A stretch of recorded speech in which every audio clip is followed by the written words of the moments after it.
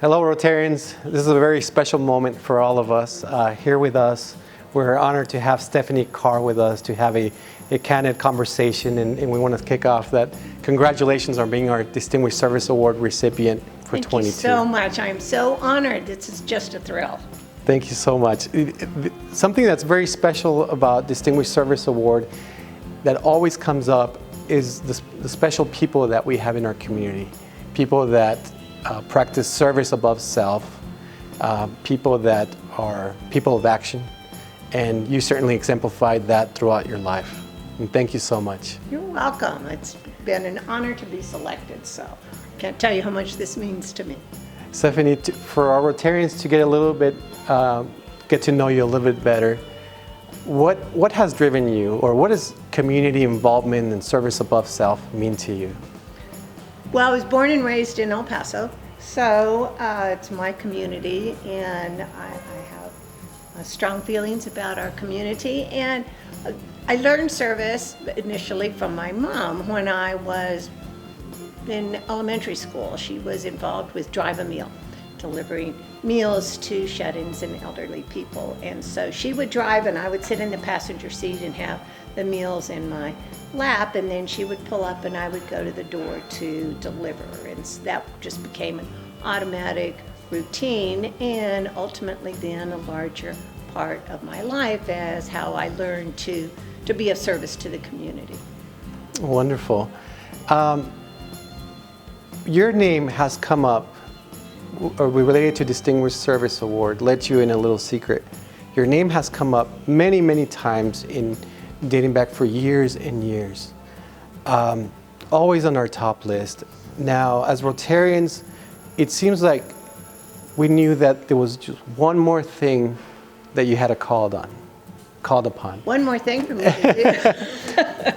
And then we had the tragedy that we had in El Paso, and you were called upon to be the coordinator of one fund.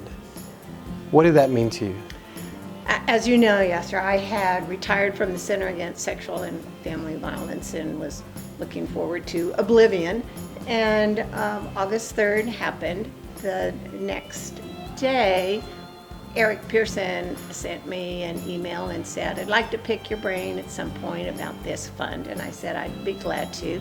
Monday morning, August 5th, Tracy Yellen from the Paso del Norte Health Foundation called me and she said, "Can we talk with you?"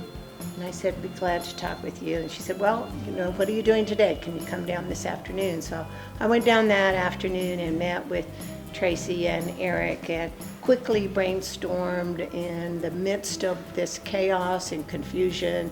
And we said, let's do one fund El Paso. We'll put the two funds from the two foundations together because that made sense, and present it as a united effort on our community on behalf of the survivors of that terrible shooting.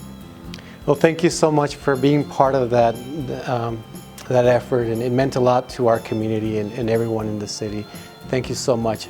Another question is, now is this true that you fostered over 100 children before being adopted? Is that true? Yes, I fostered 112 newborn infants right after birth while the legal work around their adoption was taking place. So people saw me with babies a lot. Yeah.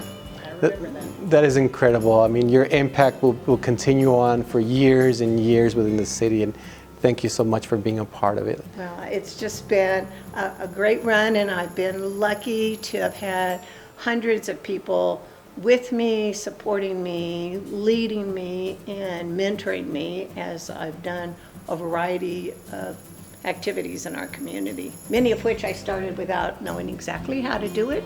One fund was certainly an example there. None of us knew how to do that because it had never happened to any of us before. And so we learned as we went, and that just meant working together, which is something we all should do.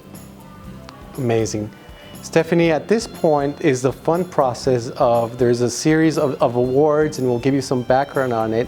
But at this point, I'm going to hand it over to Leah Masters, who will be kicking off the awards for us. Stephanie, I am so pleased and so honored to be here to give you this award.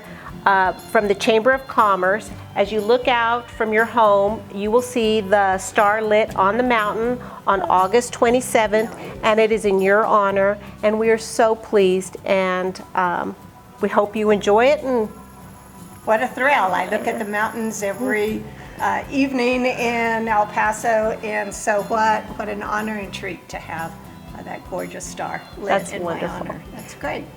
As another award, the Mayor of El Paso, DeMargo, who also is a Rotarian in our club, sent you this letter of thanks and for all that you've done for our community. That's So terrific. thank you so much. Delighted to receive it and to be here with you, Leah, given our longtime friendship, and so that Exactly. makes it even that much more special. Thank you so much. You bet. Stephanie, I'm so pleased to award you with this print that Bill Colliker, who was a fellow Rotarian, did for us in recognition of the Vince Ward Fellow. How special to have this lovely piece of work by an El Paso artist extraordinaire. This is just gorgeous. A treasure that I will have for the rest of my life. Thank you so much. You're quite I'm welcome. so thrilled. It's beautiful.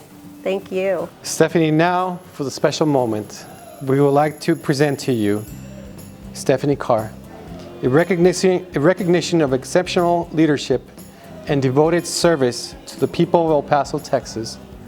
You are an inspiration for others to follow, presented by the Rotary Club of El Paso, August 27, 2020, the Distinguished Service Award plaque.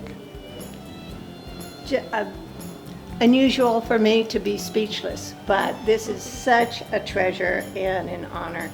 And I'm so grateful to you and the Rotary Club of El Paso, not only for this, but for the long history that Rotary has in our community of service above self and giving to those who need all kinds of assistance. And so you continue to carry on that tradition, and I'm honored to be a part of it. Thank you so much.